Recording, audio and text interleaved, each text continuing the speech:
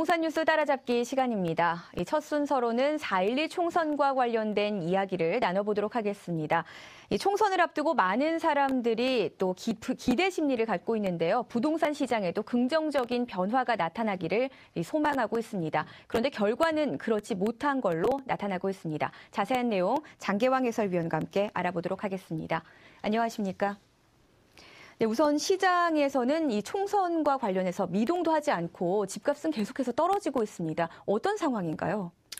예, 많은 사람들이 총선이 되게 되면은 공약과 더불어서 이제 부동산 가격이 상당히 인상이 될 거다. 이런 어떤 예상과 또 예상보다도 기대 심리를 많이 갖고 있죠.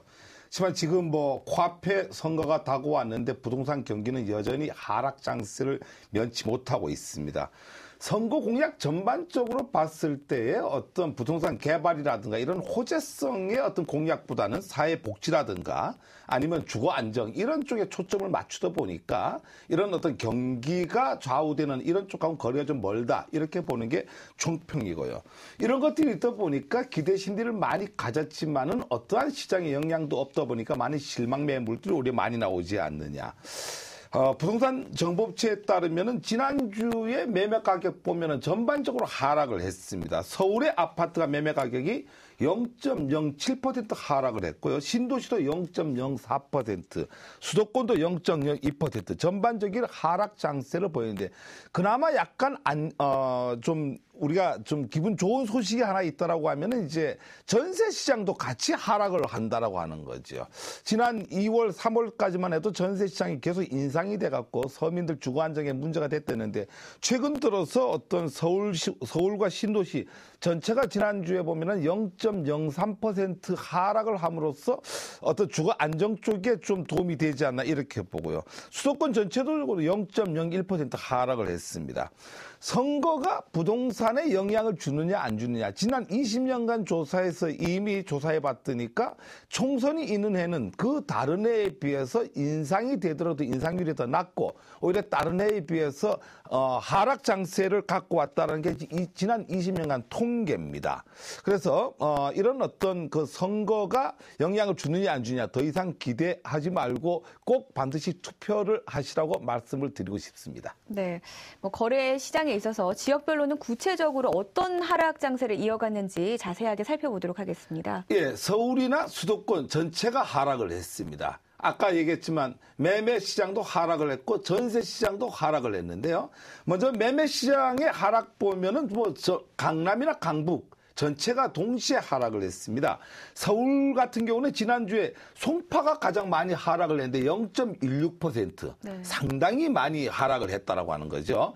특히 송파 하락이라고 하는 것은 재건축 시장이 많이 있기 때문에 아마 큰 폭의 하락이 되지 않았는가. 전체적으로 봤을 때 이 재건축 시장이 많은 쪽이 하락폭이 큽니다. 강남이 0.1%, 강북이 0.1%.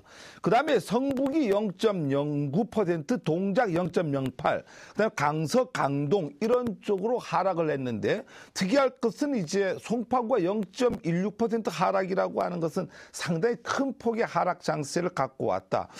가락 시형 1차 잠실 주공 5단지 대표적인 재건축 단지죠. 재건축 단지를 중심으로 약 500에서 1000만 원 정도 내렸다라고 하니까 많이 내렸고요. 강남구도 강북구와 더불어 0.1% 이것도 상당히 큰 하락폭이죠. 여기 압구정도 신현대가 2,500에서 4천만 원. 특히 여기는 강남은 개포 주공 1단지가 있죠. 개포 주공 1단지에 어떤 재건축에 급브레이크가 걸리다 보니까 여기도 500에서 1000만 원 가량 갑자기 이렇게 내렸던 어떤 이런 부분들이 하락 장세 주도를 했고요. 신도시도 하락과인데 신도시는 이제 워낙 이제 관망 장세가 워낙 길게 이어지다 보니까 어떤 실망한 어떤 가격이 전반적으로 가격의 내림세를 유도하지 않았나 이렇게 봅니다.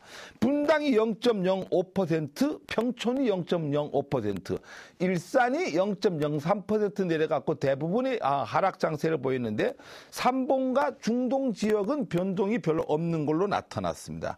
수도권도 마찬가지로 서울보다는 좀 하락 장세가 덜하지만은 성남이 0.06%로 하락세가 좀 컸습니다.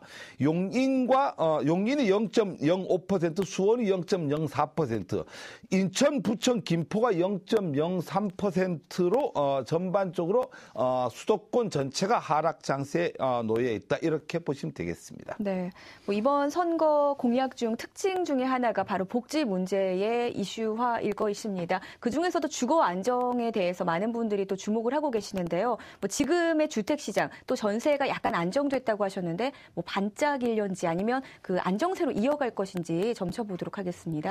예, 안정세가 이어간다는 건 상당히 반가운 소식이죠. 하락 장세가 그래도 장세가 만들어진다. 상당히 반가운 건데 이거 자체를 선거와 연결을 하기에는 좀 어렵지 않느냐, 이렇게 봅니다. 이 전세 문제라고 하는 것은 선거에서 단기간 동안에 어떤 공약을 내걸고 해결할 문제는 아니죠. 여러분들 잘 알다시피 전세 문제는 시장의 근본적인 수급의 문제입니다. 공급과 수요자의 법칙에 의해서 만들어지는, 공급이 부족하게 되면은 이제 수요는 일정하게 가구 분화 시장에 의해서 만들어지고, 이 만들어지는 수요자에 의해서 가격을 자극을 하게 되고, 이 자극된 부분이 제 전세의 대란으로 이렇게 만들어지고, 이런 부분이기 때문에 이런 어떤 선거의 영향은 비교적 덜 받는다, 이렇게 보시면 되고요. 또 이런 어떤 전세 문제는 단기간 처방으로 어떤 정책의 처방, 이걸로 되는 문제가 아니다라고 하는 거죠. 장기적인 부분이고 시장에 대해서 반응도 상당히 늦게 나타나는 게 전세 시장의 특징인 거죠. 그러나 이제 선거하고 관계없이 뭐 이번 선거가 주거 안정을 위해서 서민 복지에 많은 복지 정책에 신경을 쓰는, 그런데 궤를 같이 해서 그런지 어쨌거나 전세 시장도 매매 시장과 더불어 같이 하락을 하고 있다라고 하는 건 반가운 소식이죠. 서울 쪽이 많은 하락세를 갖고 왔는데 강동이 0.11%로 가장 하락폭이 컸고요.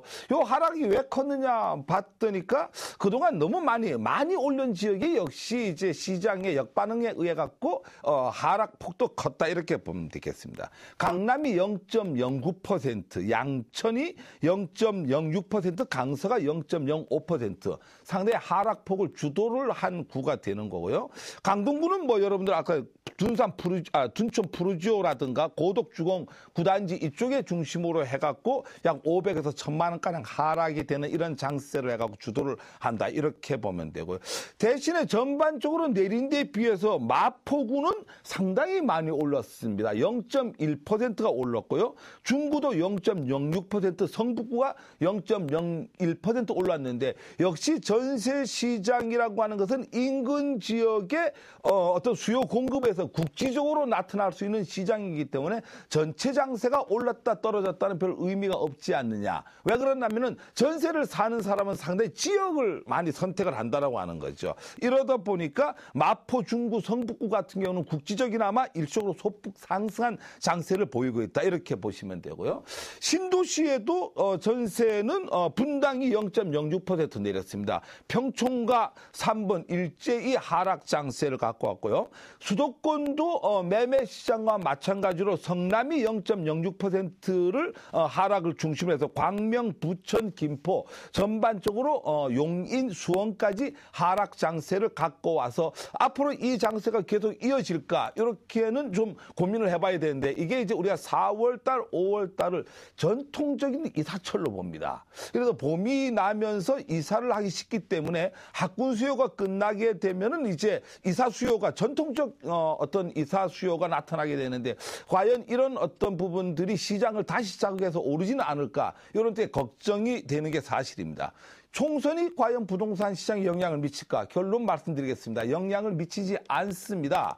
총선에서 우리가 나타나는 어떤 부동산 시장이라고 하는 건 장기적 전략의 근본적인 도시 재생 사업이 여당이나 야당이나 어떤 시각으로 보느냐, 이런 쪽 어떤 공약을 꼼꼼히 따져갖고 선거에 임해야 되지 않나 생각합니다. 네.